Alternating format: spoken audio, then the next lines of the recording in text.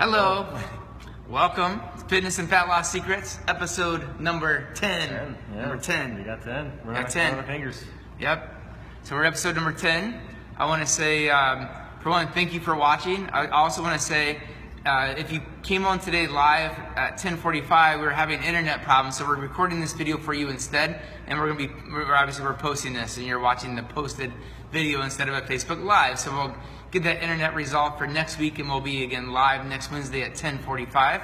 But because of our internet problems, we'll give everybody the bonus of 30 minutes of fitness and fat loss secrets instead of the 15 that we typically give to the public, and the additional 15 to our membership. So that's a bonus for all of you that are watching from the Altman Fitness page. So that said, the purpose of Fitness and Fat Loss Secrets is this. The big question is this: how do we lose weight while still feeling great without cheating by taking dangerous supplements, drugs, or undergoing surgeries that could really hurt us? And how do we sort through all the confusing information out there when it comes to how to eat and exercise to lose weight? That's the big question, and today we're going to be sharing with you the answers. Now, if you have questions that you need answered to help you on your own journey, I want you to go below and ask them in the comment section. There's one other thing I'd like you to do for us today, and that is to hit the like button, and then also share this. Share this to people that you know can really benefit. Heck, share it anyway, even if you know they can't benefit. Just share it. It's going to help somebody if you do, and we would really appreciate it.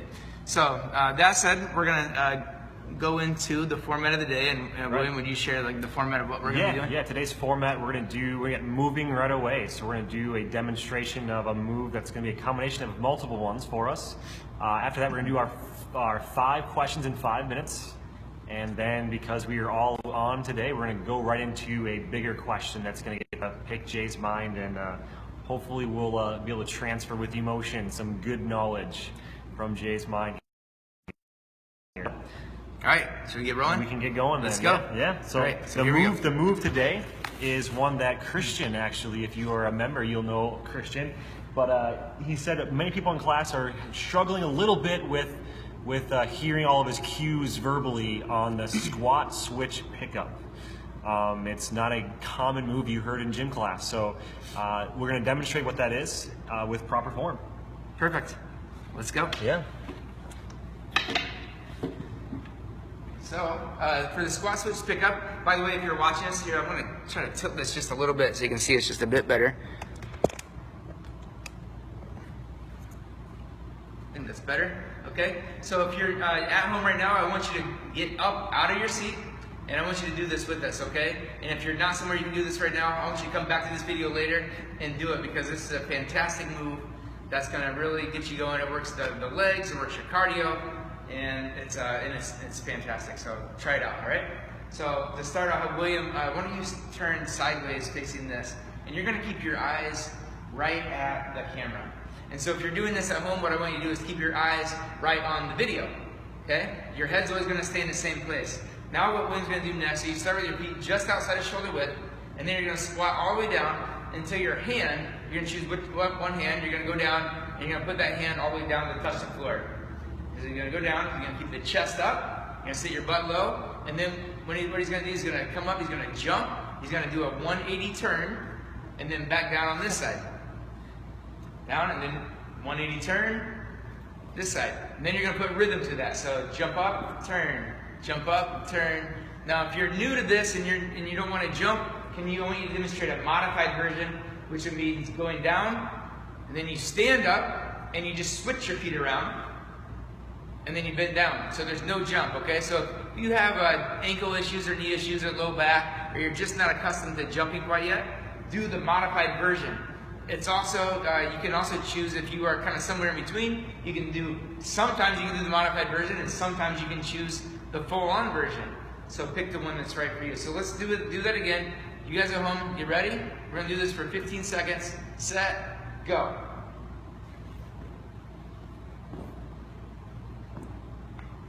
That's it. So all the way down, touch the floor. Remember, chest stays up. Jump as high as you can. And spin 180. Keep your eyes at one space, or else you're going to get dizzy. 3, 2, 1. That's it. So with that said, I want to So now that you have this move down, so you either do the full-on version or you can do the modified version where you're stepping around and turning.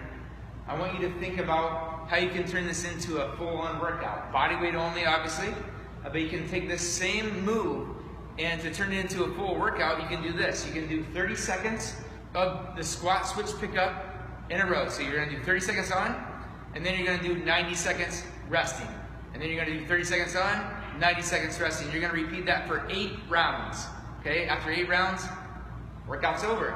That's one quick little workout you can do anywhere you go. You can do that to start your day. You can also do that if you're traveling. You can do that in a hotel room or anywhere you have just a small amount of space, but you want a quick little workout. And then I thought too, as you have this move down, we'll just go ahead and we'll demonstrate a push-up, a proper push-up, and then I'll show you how to turn that into a full workout you can do too. So to do a proper push-up, I'm gonna have William go down to the floor, and I'll make sure you can see him here. I might just tilt this down. Go ahead and go down, Williams. Yeah, we can see there. So I'll tilt it just a little bit. Just like that, so we can see just a bit better. Now what I'm gonna do is I have just a tape measure here, but what I wanna do is I'm gonna let this pass right underneath William's chest, and I want to have a straight line under his chest. And I'm gonna actually I'm gonna have you move your fingers just to the front side of that tape. So you're gonna actually just your fingers on fingers on this side of the tape, just like this. And then, so what you want to do when you're at home is find something, a straight line in your tile floor or in the carpet, or lay down a belt or anything that can just make a straight line. You're going to put your fingertips up to it. And then when you do the push-up, what you're going to do is, for one, you're going to tighten up your tummy. And let's start with a modified push-up, meaning you're coming from your knees. And you're going to lower all the way down. And when you lower down, I want your nose to go on this side of the line. Aim for about 2 inches on the other side of the line with your nose. And when you do that, you can see that William's hands are right in line with his chest. And that will help you make sure you're using and recruiting from the big muscles in your chest. So do that again. Do a couple more here. So nose in front of the line, and all the way back up. Now he's showing modified version. Let's go ahead and show the full-on version from the toes. So a nice tight body, really tighten the abs, tighten up the tummy. But the same idea, the nose goes in front of the hands, about 2 inches in front of your line. And back up, and 2 more. That's the way. And then 1 more. And that's it with that. So that's how you do a proper push-up. You get a line in front of you, put your nose in front of that line.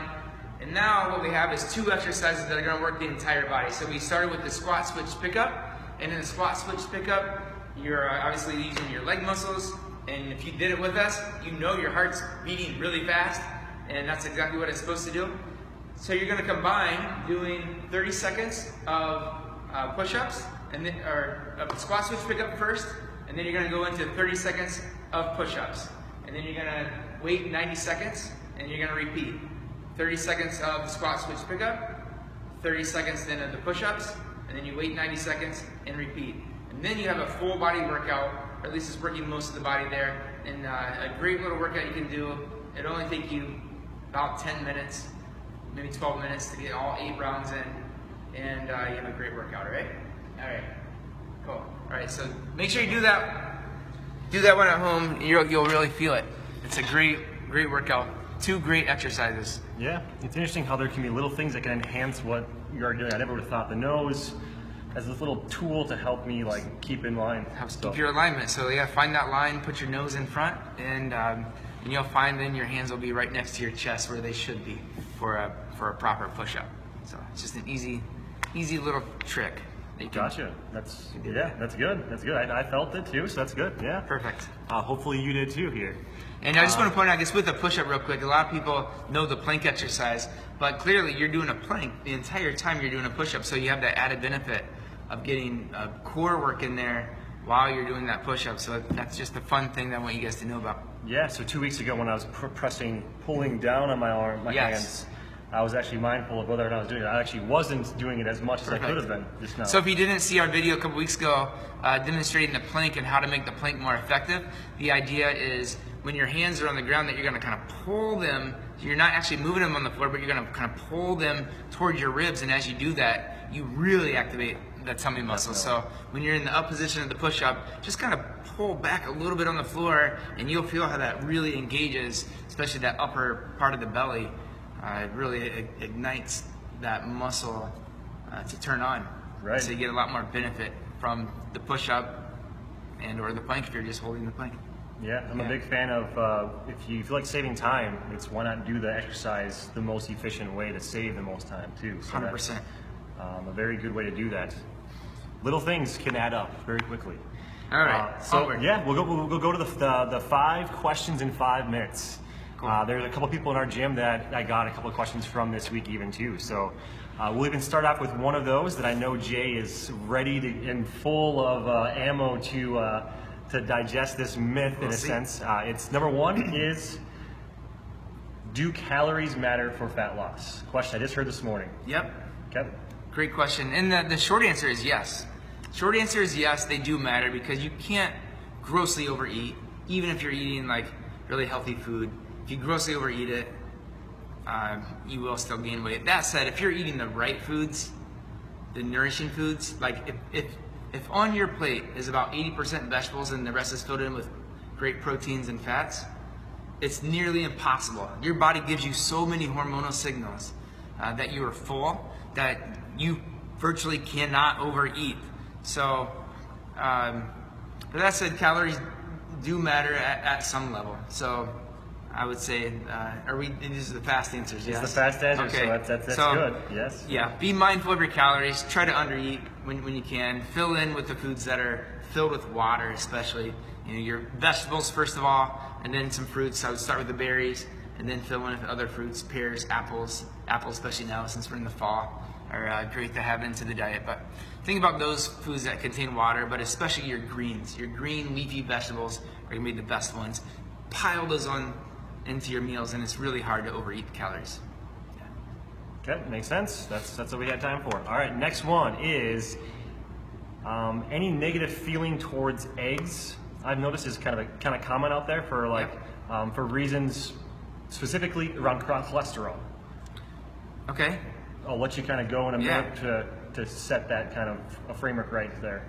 Perfect. So I guess eggs in general, I would say are a health food, especially if you're, when you're buying like a free range organic egg.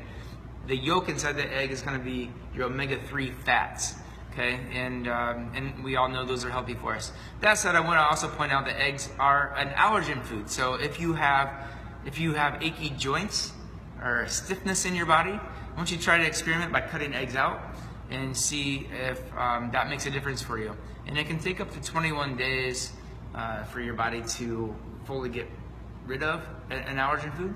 That's one way to test it quick, is by just eliminating it and bringing it back in. So maybe reiterate the question one more time and make sure I just answer the whole overall, thing. like there's with cholesterol. Oh, with cholesterol, eggs, the cholesterol part of it. So the cholesterol part it. is a myth. Cholesterol is, so eggs, the egg yolk does contain cholesterol.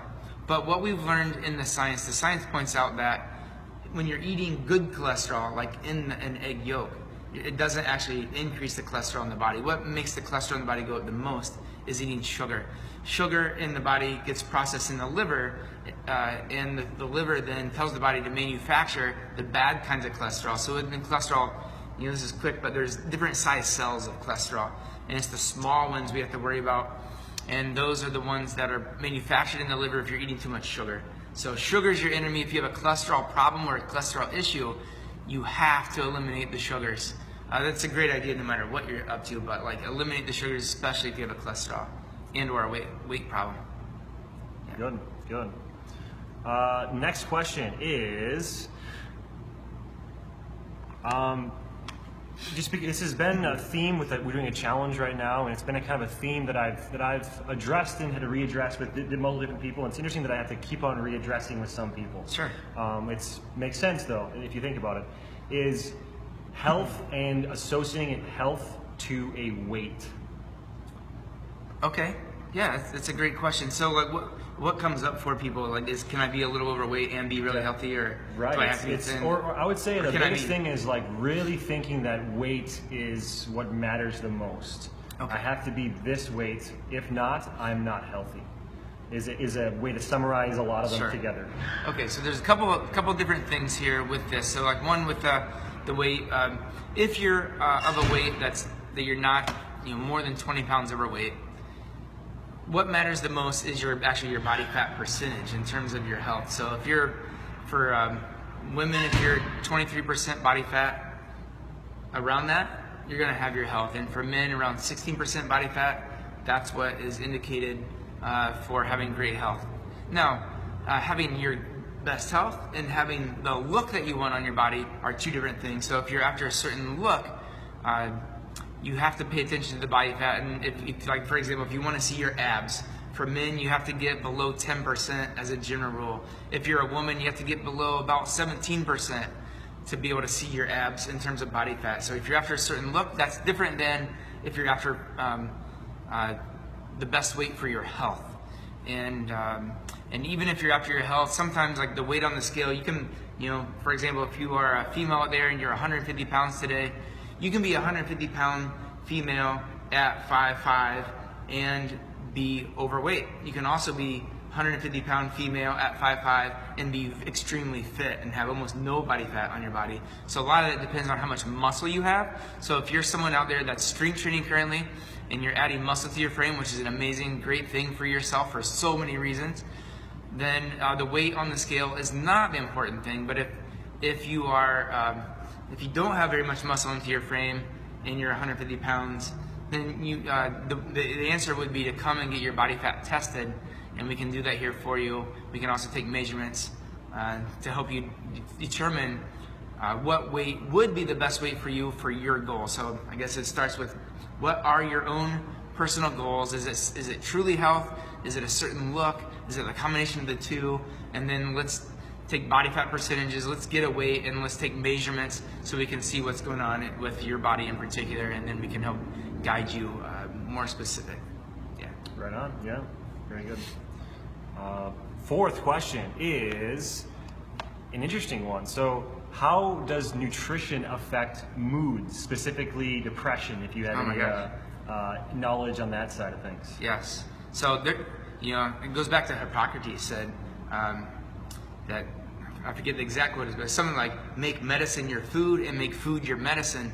And food is your most powerful medicine by far, make no mistake. And so you can affect mood hugely by dietary changes. And I don't really have time today to go fully into that question, but I want you to know that food is a powerful tool to affect mood.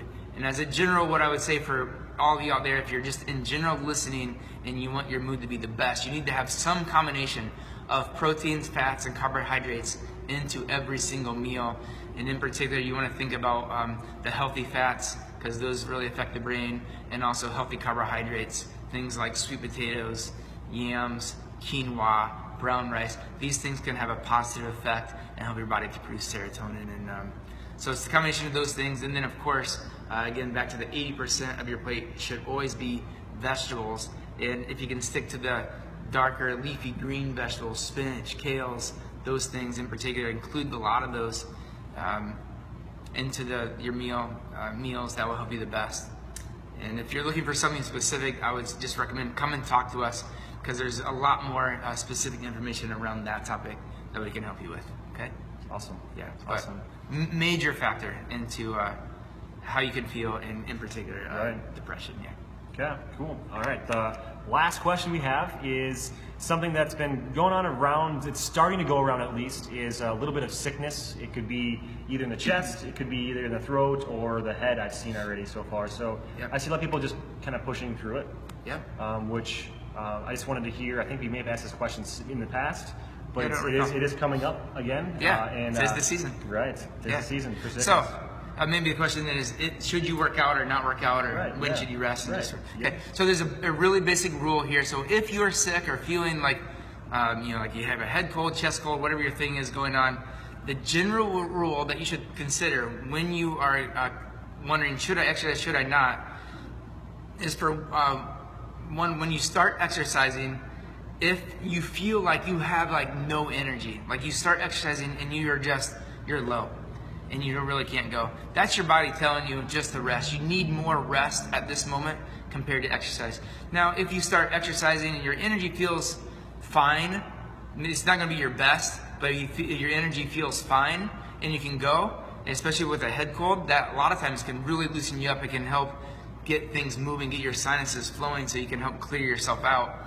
Just keep tissues around and try not to try to be mindful of the other people working out with you in terms of like touching them or touching other things, and keeping your hands clean. Use a hand sanitizer or something to be considerate of others around you. But those are the general rules. If you start working out and you feel like it's really bringing you down further, don't work out. If you work out and you feel like as you're going along, typically as you're going along, as you're recovering, or if you should work out, you actually will feel better. It will elevate you. It will increase your mood and your spirits and your energy. So that's the best way to know. Yeah. Very good, very good. That, and I think you all know the main thing we all need when we're sick is more rest, go to bed, sleep more, drink more water, and put plenty of nutrition into your body. Yes. Back to Hippocrates, if I can say that word right, his name right. All right, so that's good. That's our fast 5. The question that is going to be kind of a more, we'll go about maybe 10 minutes into it or so, is around processed foods. Yep. Just because it's a wide topic, and the focus that I would like to have you kind of do with it is, I think most of us, so clarity around identifying processed foods and not processed foods. There's a kind of a quick little clarity around that for everyone's minds to go through, and then some clarity around like why we should not have them in our diet. Yeah. And I would like for you to use emotional language in a sense for them, for people, instead of all science, because there's sometimes where like you can do it very well to say a quick analogy like this is what it actually is this. Yeah. And I feel it's very powerful whenever you do that. So clarity around identifying them, and then clarity around. Let's start with that. Let's start with the clarity. Yeah. How do you know if a food is a processed food or not a processed food, right? So the way to know if a food's a processed food, some of this is pretty simple, but there's a gray area in here, so we'll talk about that a little bit. So as a general, a food that is not processed are foods that you all know, like chicken, steak, eggs, potato, broccoli. You know, like think about any food that's just in its whole food form, right? That's clearly not a processed food. It's food, unadulterated, and you're just eating it either raw or in its slightly cooked or cooked states, and that is unprocessed food. So then what makes processed food is anything that's not that. As a general, what I like to think about is anything that comes in a box, in a package. Most of those foods are processed foods, and one way you can know is if you take a food and you turn it around and look at the label and look at the ingredient list first. So you want to look at the ingredient list, and if the ingredient list, like for example, I'm thinking about Lara bars. Lara bar, there's like one that's like a cashew cookie, and it has 2 ingredients. It's cashews and dates. That's it. We all know what those 2 things are. They take them up, they put them in a food processor, they make them into a bar, and that's all it is. Another one is a cherry one, and it's a cherry almond. They take cherries, almonds, and dates. Just those 3 ingredients, we know what they are. That is unprocessed, and then they make it into a bar, and that's it. Everything else that you see would be a processed food. It's not really showing. It's going to show backwards, but these are all. It says like on the label. It says organic, straight up, carrot, spinach, beet, tomato, kale. Correct. So I want to point out like in this price. So this is probably a carry that some of you guys may or may not know, but it's called Essential Greens. And again, what's in here is all those things he was mentioning, like a whole bunch of whole foods. That said, I wanted to let you know this is still a processed food. This is processed because it's a powder form. So if I open the lid and I looked in here and I can see with my eyes the spinach, the carrot, the beet, the tomato, the kale, the parsley, the cauliflower. If I can see them in here, that means it's not processed. But as soon as they go into a powder form, that means they were processed. They have been dehydrated. Now, with this product in particular, they've taken great care as they did process it, to process it with really, really low heat. So they dry this out really low heat to try to preserve as much nutrition as possible. And this is a convenience food, not a first tier food, but a second tier food, because it's processed, but it's processed with the lowest heat possible to dehydrate it, so it retains the most amount of nutrients that you can with the processed food. But what would be better than this product would be to go to the store and buy spinach and carrots and beets and tomatoes and kale and parsley. But the reality is that almost none of us do, including me. And so, like, at least not on an every meal basis. So this is a go-to food for me every single day. I include this as a way to help bring up my nutrition. I don't want to just have my basic health. I'm trying to have my best health, my best energy, and really upgrade my entire system. And one of the ways that I know to do that is by having foods like this, along with eating the real unprocessed version of the same things. And so let's go back to the. That helps though. That helps a lot. Does that help determine what those definitely. are? So, but this would be what we call like a really high quality processed food compared to, let's go with a potato chip. A potato chip, you can take a potato, which would be your whole food, and then you, if you cut it up yourself and make baked fries, that would be a next best way to have it. And then another way, you can make mashed potatoes, cutting up, boiling it, mashing it, having mashed potatoes. And then you could do something like if you take the potato chip and you take the potato and you cut it into chips, and then typically it's fried. That takes away almost all the nutrition, and you're left with a version of that. And then to take that even further would be to take it and to dehydrate it fully, bring it in its powder form. And then some chips, like for example Pringles, I know are pressed. They take potatoes, they kind of like grind them up, and then they press them so you get that perfect little like round Pringle shape that we all know every time. But that's a even more process. And if you look at the ingredients, take on a Pringle, I haven't looked at it for a long time, but there's several ingredients in there. But you'll find the potato starch and on and on and on, multiple preservatives and other things as part of that. So it's kind of cool to see the process. I think is to see from potato to Pringle, like how many different times. Like just hearing what you're saying, it's heat is a bad thing for retaining nutrients. Correct. And if it doesn't look like the whole food that you're picking from a tree, it sounds like it's been processed of some sort. And there's the gray area you're kind of getting at with, like say mashed potatoes, or it seems like it could be, but it's not actually the same. So there is some gray, but. And I want to talk about that, like about the heating thing too, because there's a trade-off in there with some foods. For example. Broccoli. Let's talk about broccoli, because we all know it.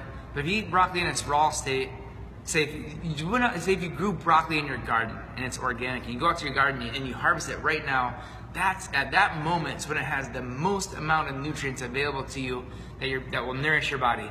Now every second that goes by, that once the broccoli is harvested, before it gets into you, the nutrient value goes down. Okay?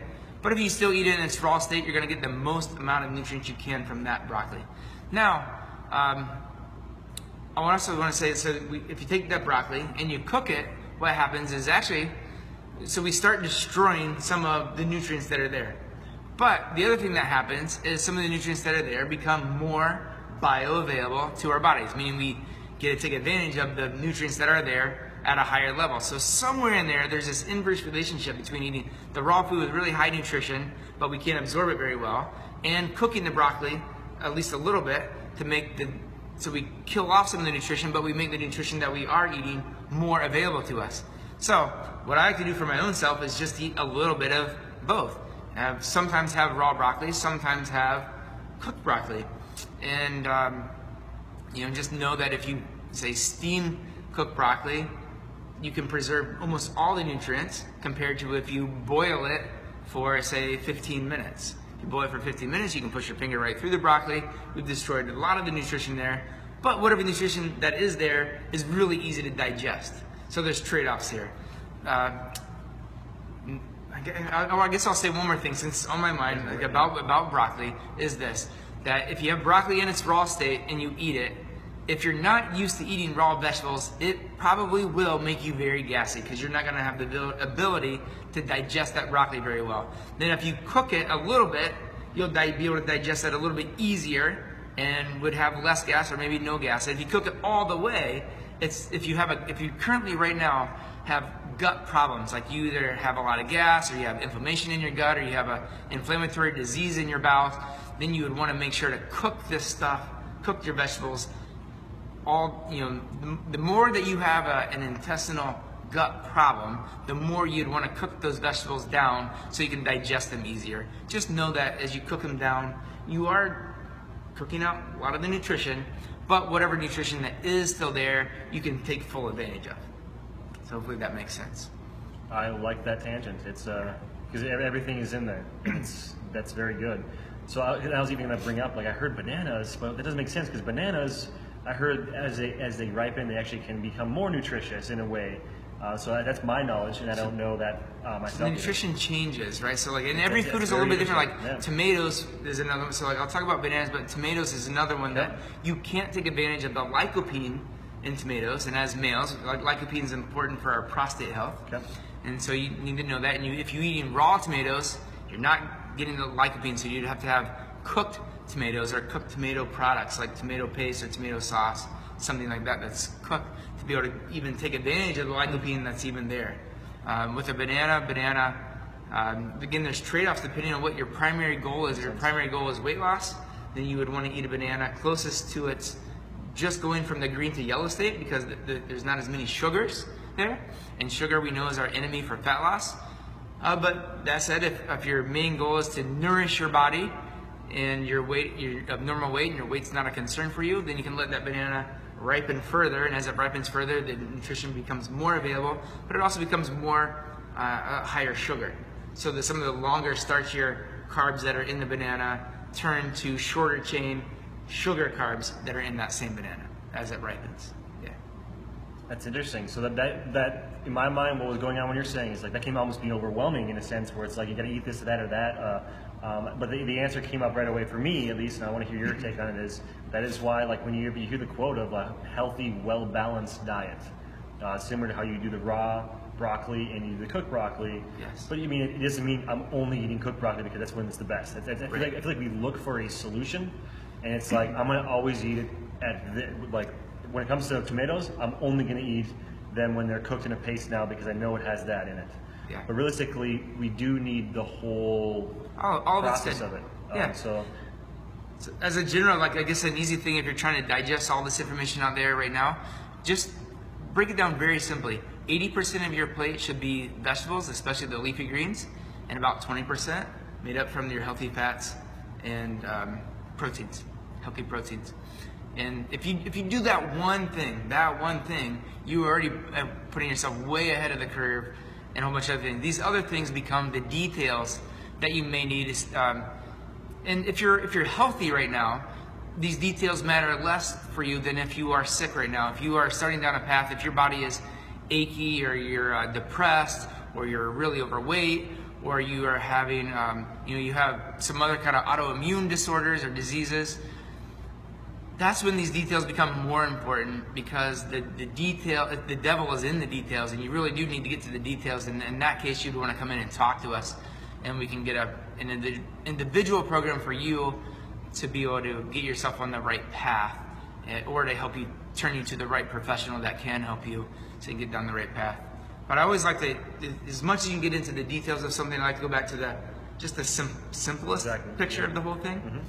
And one of the things that keeps popping in my mind as I'm talking here is that I want you to think about, as much as you possibly can, to buy organic foods, because when you buy organic foods, it's giving you a minimum thing. The minimum thing is you're not getting herbicides, pesticides, you're not getting genetically modified foods into your system. And no matter what your situation is, if you are currently healthy, and I hope you are, or if you're sick, but especially if you're sick, you really need to pay attention to staying away from foods that are not organic. So you want to have only organic foods. And when you think about something, we know a lot about the certain pesticides and herbicides and things that come into our body and which ones cause cancer and which ones don't. You guys can Google that to figure that out, but many of them do. But on organic foods, we don't have those herbicides, pesticides. But if you're choosing to have, say, like, we'll go back to the broccoli. if you're choosing non-organic broccoli, now let's say you want to really cook it down, what do you think happens to these pesticides, these herbicides, and the genetically modified version of that food when you cook it down? Do you think probably something good or probably something worse? If you're thinking something probably worse, you're right, it is worse. And without getting into the details of that now, we just know that what happens to the foods once, if you already have a genetically modified food sprayed with poisons onto the food, we know that when you cook them, it even gets more concentrated, it gets worse for you, so the picture gets more grim. And so choose organic foods, all of them, as much as possible, and you're gonna be way ahead of the curve again in terms of building your health, preventing against disease, preventing against things like depression, or things that can really affect us.